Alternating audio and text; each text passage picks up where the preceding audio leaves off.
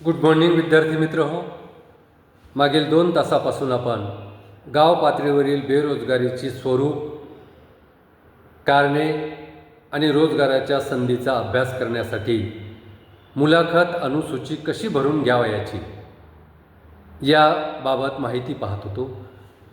म्हणजे जी आपण गाव पातळीवरील बेरोजगारीचे स्वरूप किंवा कारणे जाणून घेण्यासाठी मुलाखत अनुसूची तयार केलेली आहे. त्या मुलाखत अनुसूचीमधील जी प्रश्न आहेत त्या प्रश्नांची अचूक उत्तरे कशा पद्धतीने भरून घ्यावयाची आणि मुलाखत अनुसूचीमधील प्रश्न कशा पद्धतीने विचारावयाचे, त्या प्रश्नाबाबत मिळालेला प्रतिसाद कशा पद्धतीनं आपल्या अनुसूचीमध्ये भरून घ्यावयाचा आहे, अचूक पद्धतीनं भरून घ्यावयाचा आहे, याबद्दल माहिती पाहत असताना पहिला प्रश्न जो आहे तो बेरोजगार व्यक्तीचं नाव लिहिण्याबाबतचा होता. दुसरा प्रश्न बेरोजगार व्यक्तीच्या वयाबाबतचा होता. तिसरा प्रश्न त्याच्या मोबाईल नंबरबाबतचा होता. चौथा त्याच्या गाव, तालुका आणि जिल्ह्याबाबतचा होता. पाचवा प्रश्न कुटुंबातील एकूण सदस्य संख्येबाबतचा होता. सहावा प्रश्न त्या बेरोजगार व्यक्तीचं सर्वोच्च शिक्षण किती झालेलं आहे याबाबतचा होता. सातवा प्रश्न त्या बेरोजगार व्यक्तीकडे कोणते तांत्रिक किंवा व्यावसायिक कौशल्य आहे का याबाबतचा होता. आठवा प्रश्न तांत्रिक किंवा व्यावसायिक कौशल्य असल्यास ते कोणतं आहे, त्या कौशल्याचे नाव लिहून घेण्याबाबतचा होता. नववा प्रश्न होता सध्या तुम्ही काही शिकत आहात का, म्हणजे बेरोजगार आहात परंतु काही शिक्षण घेत आहात का, आणखी ॲडिशनल शिक्षण, याबाबतचा होता. 10वा प्रश्न सध्या तुम्ही काम करत आहात का, बेरोजगार आहात, प्रचलित वेतनदर आणि पात्रतेनुसार काम जरी मिळत नसलं तरी आर्थिक गरजा भागवण्यासाठी व्यक्तीला पात्रता आणि प्रचलित वेतन दरापेक्षा कमी वेतन दर मिळणारं कामसुद्धा करावं लागते. अशा वेळेस त्या ठिकाणी बेरोजगार व्यक्तीला तुम्ही विचारत आहात की सध्या तुम्ही काही काम करत आहात का. जर काम करत असले तर होय असं उत्तर देतील, नसेल तर नाही असं उत्तर देतील. त्यानंतर तुम्ही किती वर्षापासून बेरोजगार आहात, असा प्रश्न त्या ठिकाणी आपल्याला त्या व्यक्तीला विचारायचा होता आणि त्याचं उत्तर कशा पद्धतीनं घ्यायचं हे आपण पाहिलं. आता या प्रश्नावलीमध्ये दिलेला 12 नंबरचा प्रश्न आपण पाहणार आहोत. काय आहे प्रश्न पहा. तुम्ही सध्या काम शोधत आहात का. कारण 11 नंबरचा प्रश्न होता तुम्ही किती वर्षापासून बेरोजगार आहात. 2, 3, 4, 5, 10 किती वर्षापासून त्या ठिकाणी बेरोजगार आहात. आणि बेरोजगार व्यक्ती ही सतत कामाच्या शोधात असते. म्हणून त्या ठिकाणी पुढचा प्रश्न आहे तुम्ही सध्या काम शोधत आहात का. मग तो बेरोजगार व्यक्ती जर कामाच्या शोधात असेल तर तो म्हणेल की होय मी काम शोधत आहे, सध्या मी काम शोधत आहे. जर त्यांनी सांगितले की होय सध्या मी काम शोधत आहे तर होय या शब्दाला राईट करायचं. आणि जर बेरोजगार व्यक्तीला अनेक वर्षापासून कामच मिळत नसेल तर तो कंटाळून काम शोधणंसुद्धा बंद करू शकतो. आणि अशा परिस्थितीमध्ये जर तो बेरोजगार व्यक्ती असेल तर तो सांगेल की सध्या मी काहीही काम शोधत नाही, कारण खूप वर्षापासून मी काम शोधत आहे परंतु काम मिळत नाही, म्हणून मी काम शोधायचा प्रयत्न करणंही सोडून दिलेलं आहे, म्हणजे सध्या मी काम शोधत नाही. असं जर उत्तर त्यांनी दिलं तर त्या ठिकाणी नाही या शब्दाला राईट करायचं आहे. म्हणजे 12व्या प्रश्नाचं उत्तर लिहिताना तुम्ही सध्या काम शोधत आहात का, होय असं उत्तर दिलं तर होयला राईट करायचं, नाही असं उत्तर दिलं तर नाहीला राईट करायचं. ओके. त्यानंतर क्वेश्चन नंबर 13, कोणत्या प्रकारची नोकरी शोधत आहात. जर बेरोजगार व्यक्ती म्हणाला की तुम्ही काम शोधत आहात का म्हटल्यावर होय म्हणाला तर मग कोणत्या प्रकारची नोकरी शोधत आहात. म्हणजे बेरोजगार व्यक्ती कोणत्या प्रकारची नोकरी शोधत आहे, हा प्रश्न तुम्हाला त्या बेरोजगार व्यक्तीला विचारायचा आहे. त्यानंतर मग सरकारी नोकरी शोधत आहे किंवा खाजगी नोकरी शोधत आहे किंवा स्वयंरोजगार शोधत आहे. अशा प्रकारचे 3 पर्यायी उत्तरं आपण या ठिकाणी दिलेली आहेत. कोणत्या प्रकारची नोकरी शोधत आहात? सरकारी नोकरी शोधत आहात की खाजगी नोकरी शोधत आहात की स्वयंरोजगाराची त्या ठिकाणी तुम्ही स्वयंरोजगार निर्माण करण्याची वाट पाहता? कोणत्या प्रकारची नोकरी शोधत आहात? त्यामध्ये तुम्हाला त्यांनी सांगितलं की मी सरकारी नोकरी शोधत आहे, तर सरकारी या शब्दाला राईट करायचं. त्यांनी सांगितलं की नाही, आता सरकारी नाही, आता खाजगी नोकरी शोधत आहे, तर खाजगीला राईट करायचं.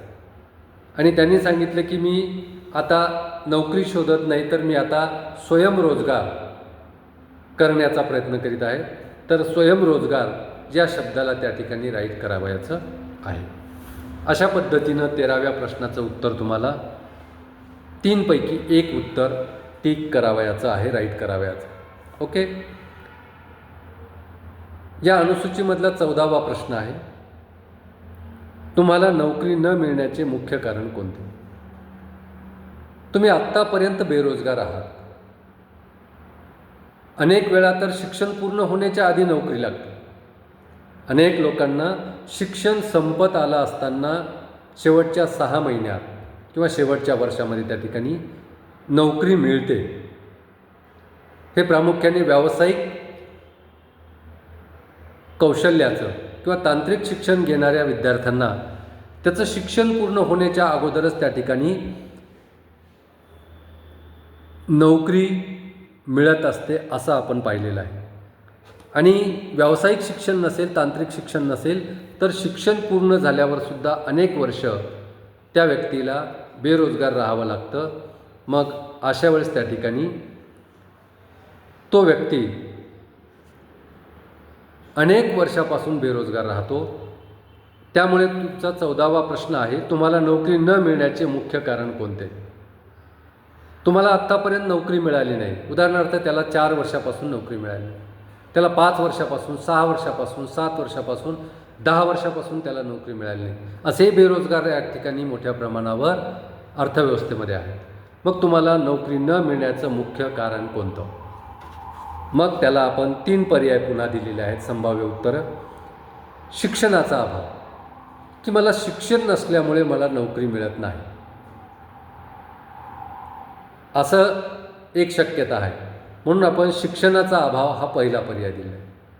त्यानंतर शिक्षण आहे परंतु कौशल्य शिक्षणाचा अभाव आहे, त्यामुळं दुसरा पर्याय आहे कौशल्याचा अभाव.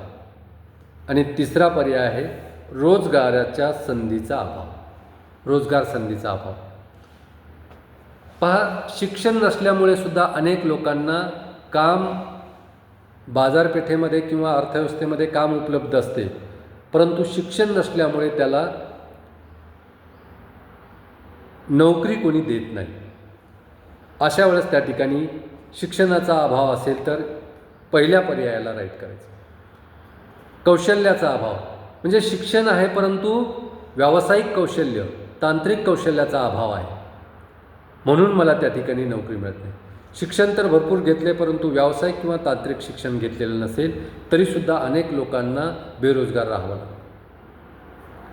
मग तुम्हाला नोकरी न मिळण्याचं मुख्य कारण कौशल्य शिक्षणाचा अभाव आहे का? जर कौशल्य शिक्षणाचा अभाव असेल तर दुसऱ्या पर्यायाला राईट करायचं. आणि त्यानंतर रोजगाराच्या संधीचा अभाव, तिसरा पर्याय आहे रोजगार संधीचा अभाव. बऱ्याच वेळा देशातील तरुणांनी शिक्षण घेतलेलं असतं, तांत्रिक शिक्षणही घेतलेलं असतं, परंतु देशामध्ये जेवढ्या प्रमाणात रोजगाराच्या संधी निर्माण व्हायला पाहिजे तेवढ्या प्रमाणात रोजगाराच्या संधी निर्माण होत नाहीत. त्यामुळे शिक्षण घेऊनसुद्धा किंवा व्यावसायिक शिक्षण, तांत्रिक शिक्षण घेऊनसुद्धा अनेक व्यक्तींना रोजगाराच्या संधी निर्माण होत नसल्यामुळे, पुरेशा प्रमाणात रोजगाराच्या संधी निर्माण होत नसल्यामुळं व्यावसायिक शिक्षण किंवा शिक्षण घेऊनसुद्धा बेरोजगार व्यक्तीला त्या ठिकाणी बेरोजगार राहावं लागतं. मग अशा वेळेस आपण त्यांना विचारला प्रश्न की तुम्हाला नोकरी न मिळण्याचे मुख्य कारण कोणते. मग या 3 कारणापैकी कोणतं मुख्य कारण आहे नोकरी न मिळण्याचं हे तुम्हाला त्या ठिकाणी जाणून घेता येईल. त्यानंतर पुढचा प्रश्न आहे, तुम्ही शेतीवर अवलंबून आहात का. म्हणजे तुम्हाला नोकरी नाही, तुम्ही बेरोजगार आहात आणि तुम्ही गाव पातळीवर राहतात. मग त्या ठिकाणी तुम्ही तुमचा उदरनिर्वाह कशा पद्धतीने चालवता. मग तुम्ही शेतीवर अवलंबून आहात का. मग तो जर व्यक्ती नोकरी नसेल तर जे काही त्या ठिकाणी शेती आहे त्या शेतीवर अवलंबून राहतो. मग तो व्यक्ती जर शेतीवर अवलंबून असेल बेरोजगार असल्यामुळं तर तुम्ही शेतीवर अवलंबून आहात का, तर होय असं उत्तर देईल. तुम्हाला होयला राईट करायचं. आणि तो जर म्हणाला की नाही शेतीवर अवलंबून नाही तर तुम्हाला नाही या शब्दाला राईट करावयाचं आहे. त्यानंतर या प्रश्नावलीमधला 16वा प्रश्न आहे, शेती व्यतिरिक्त तुमच्याकडे उत्पन्नाचे इतर साधन आहे का. म्हणजे तुम्ही बेरोजगार आहात. गाव पातळीवरील प्रामुख्याने 75% जास्त लोकांचं उत्पन्नाचं साधन ही शेती आहे. म्हणून तुम्ही शेतीवर अवलंबून आहात का हा प्रश्न आपण 15वा प्रश्न विचारला. आणि त्या पुढचा प्रश्न, शेती व्यतिरिक्त तुमच्याकडे उत्पन्नाचे इतर साधन आहे का. म्हणजे शेतीवर अवलंबून आहात किंवा नाही. अशा वेळेस तुम्हाला शेती व्यतिरिक्त तुमच्याकडे उत्पन्नाचं इतर कोणतं साधन आहे का. समजा किराणा दुकान असेल कुटुंबामधलं किंवा इतर एखादा वाहतूक व्यवसाय करणारा त्या ठिकाणी वाहन असेल तर त्या ठिकाणी शेती व्यतिरिक्त तुमच्याकडे उत्पन्नाचे इतर साधन आहे का, तर होय असं उत्तर देईल.